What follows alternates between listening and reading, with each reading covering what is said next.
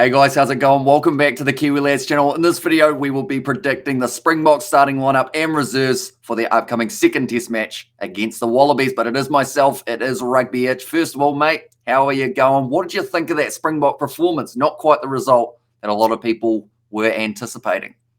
Yeah, no, I'm doing well. But yeah, that definitely put a damper on my day, this at least in terms of that result. It was, to be honest, I thought the Wallabies actually would win the game, but I didn't think it would be that convincing. Because I even said within my community post that I thought the Wallabies would win that. But just to that level of control they had, particularly within that first half, I was like, wow, this isn't the Springbok team we all know and love. But I mean, yes, they kind of got their way back eventually within, I say, the last 10 minutes, and kind of made it kind of a respectable result, to say the least. But yeah, hopefully they play a bit better going into the second test. So our selections, I assume you've got a few changes there based off what you saw in that first match compared to the second. We will jump straight into the front row because I think we may have a couple changes here already for yourself. Who have you got as your 1, 2, and 3? Yeah, so for number 1, I have gone with likes of Trevor and Kanye to start for this time, because I believe, I'm trying to think who started the last time. I think it was Oxen Che who did start, I believe, with that test. So I've come up with a bit of a switch there. I have actually given Malcolm Marx the opportunity to start this time, which I haven't done really a lot in the past, because I always see Malcolm Marx. I mean, I always say he's the best bench player in the world, best impact player in the world. But I believe it's kind of time to get him starting now. So I believe Malcolm Marx is number 2. And to finish it off, I've gone with Frans Malherbe at number 3. Okay, so I've got a little bit of a change here. I liked your thinking behind Malcolm Marx starting. I've actually put another one of the bomb squad members into my starting lineup as well. Yeah. I've gone Stephen Kitsoff as my number 1.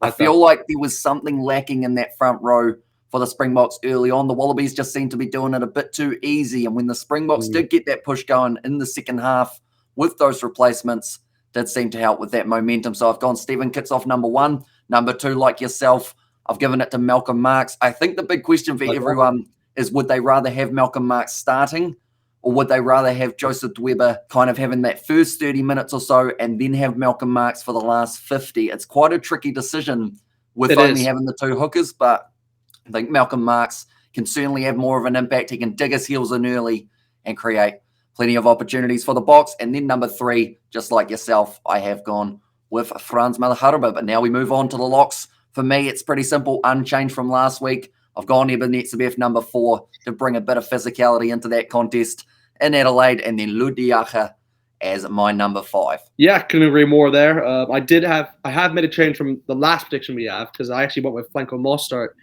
to start with in that first test. But yeah, this time I've kind of reverted back towards the norm, and I have gone the same with you as with Ebenetsebev at number 4 and Lord Diego at number 5. So yeah, hopefully that combination works a bit better within the second test. Because I found it interesting that Rory Arnold got subbed off as early as he did, but then Swain was able to bring on quite a bit of an impact. Yeah, Swain was really good off the bench. I mean, I always say this, that Swain's one of those players, he's an up-and-coming lock, and I believe he has the potential to be one of the best locks in the future. I'm not saying now, because he's a long way to go, but he's age on his side, so I believe he definitely has the ability to do so. Now, speaking of age, loose forward trio for the Springboks, 36 years old. It's one of the players who were playing in that last match, Dwayne Vermeulen. You're shaking your head. Has he lost his spot in the starting lineup for yourself?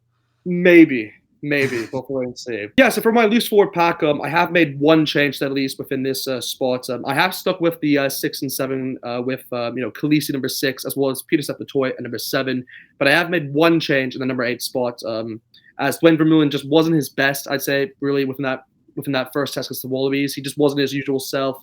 So I have taken him out of this starting 15, and I have given it towards Jasper Wiese. And it's one of those where I think he has the opportunity to kind of shine, I think, within this game, because we've seen previous performances from him where he's actually made an instant impact, I'd say, from the starting and even from a bench perspective. So I believe this is kind of a game that may be suited towards him, particularly facing off against Rob Valentini. So, yeah, that's why I've gone with the loose forward back there. I feel like a proud parent. With the pronunciation, that was perfect, mate. Nailed it. First time. My loose forward trio. I have gone with number 6, Sia Khaleesi, number 7, Peter Sepatoy. Same as yourself. I felt like those two couldn't really get taken out of their spots. And then number 8, I have made a change. I have also gotten rid of Dwayne Vermeulen, but in his place, I haven't gone Jasper Wiese. Instead, I have gone Quaha Smith, the man who got 2 tries off the bench. Yes, I would love to keep him on the bench and give him that late impact, but it was almost too little too late for the Springboks. So that's why I've moved him in to the starting lineup. But now we move on to the 19 combo.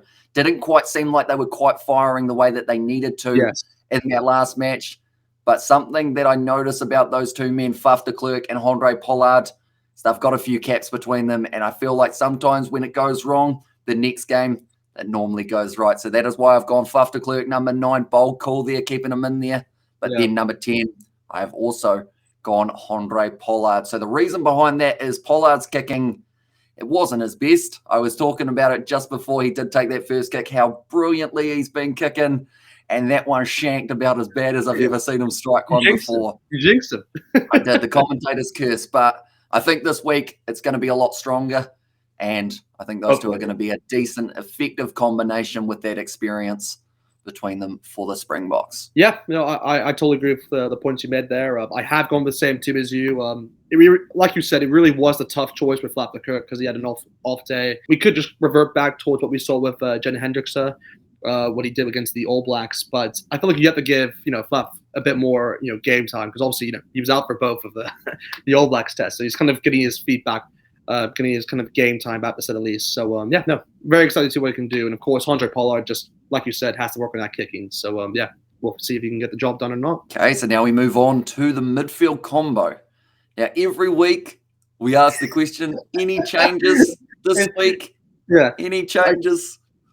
In my mind, it will never change unless there's an injury. I think it's one of those guaranteed, like for both players, obviously with Damian Delende, of course, and Lakanyawam, they will never get out of my starting 15 unless there's an injury because those two on the day can be the best center combination in the world. So I just can't.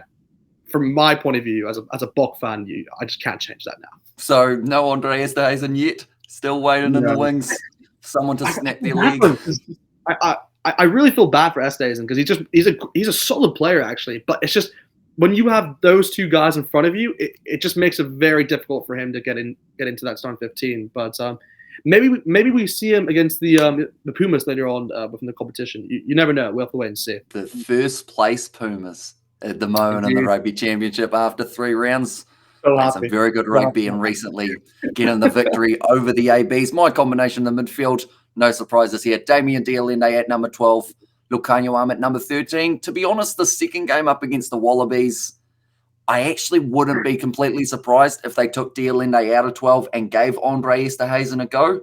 Even though Delende was solid, I think maybe they'll try out going a little bit of maybe a reshuffle in that midfield just to test it out. Because at the end of the day, we have heard many times from the Bok, it's all about building that depth, working out where to go through from here. So maybe this will be a chance to be able to try it out. But now we move to the back 3, Makazoli Mapimpi. He's staying there as my number 11, close to scoring the try until he was cleaned up by Marika Koromberi. Then out on the other wing, we didn't see a huge amount of Warwick Gallant. Unfortunately, we saw 3 carries from the man. He made 3 meters in the process.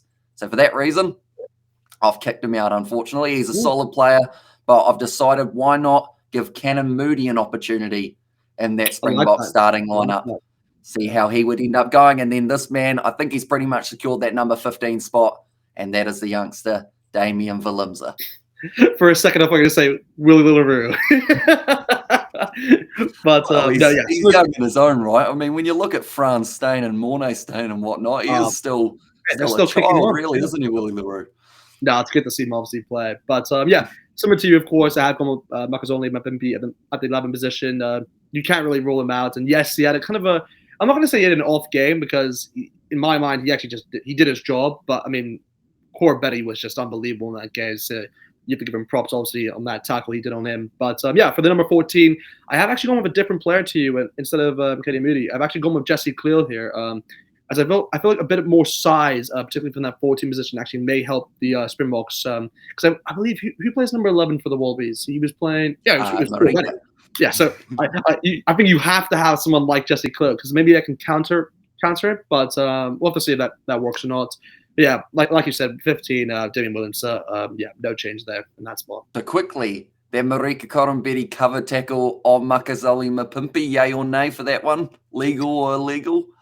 Oh, that was definitely legal. Definitely legal. I mean, you could even see the you can definitely see the tackle as well. Like a bit of the arm is actually even around him as well when he makes that tackle. And just to see it, like I loved it because he was like running and running. Like, it was incredible. So yeah, that's in my books. I'd say that's legal, but that maybe it's. I can see maybe why it's a 50-50 decision. Because I think the more I looked at it, the more I thought, I think his arms just kind of struck it because there was nowhere else for it to go kind of thing with a little bit of a...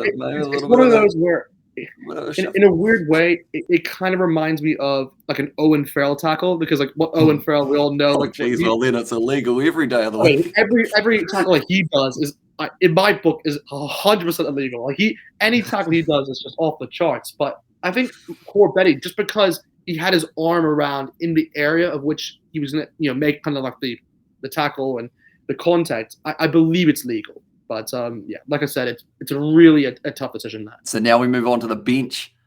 You excited? We're going to have a few changes because we've already got Malcolm Marx in our starting lineup, number 16, 17, and 18. I assume Dweber's somewhere in there, more than likely. Ooh, yeah. I mean, he has to be. I mean, if he wasn't, then I'd be very surprised at who they select there. But yeah, like you said, Joseph Dweber has to be the first pick of mine, the number 16 spots. For number 17, I've gone with Stephen Kitsoff. Again, a player you can definitely rely on off the bench. And I mean, I understand why you've chosen him to start, but I just feel maybe the Springboks may just go with him off the bench. And yeah, to finish it off, I've gone with Vincent Gok as the final one. Alrighty, so a couple similarities to myself. Joseph Dweber, he is there for me at number 16. Number 17, kind of similar to yourself. I have actually got Trevor Nakanye there. So I do have him off my bench at number 17 rather than in that starting lineup. And then number 18, I did go with Vincent Cox. So now we move on to the rest of the replacement forwards. Now, last week we saw the Springboks go with the 5-3 split. This week, I myself have gone with the 6-2 split. Yeah. I've gone back to what I think is tried and true for the Springboks. Number 19, I did go with Franco Mostert. I felt he had a good impact coming off the bench, although I didn't really get too much time to be able to have huge amount of that impact. I think he came on for Peter Steph Toy, didn't he? Yes. In the end, at number 7. I guess an extra option for them in that regard. Then number 20, I have got Jasper Wiese back into my lineup. And then number 21, I'm giving him another crack. I'd like to see what he can do off the bench rather than starting. It's kind of what I said they should have done the whole time. And that is Dwayne Vermeulen as my number 21. Yeah, I like that a lot. I think similar to you, I've only have one change here because it's kind of what we had to do. But yeah, Franco Mostert at number 19, I've gone with. For number 20, I've gone with Quagga Smith. Like I said, it's more of like where I understand why you might choose him to start, but I feel like he's really a good player off the bench, and that's what we kind of saw within that first test against the Wallabies.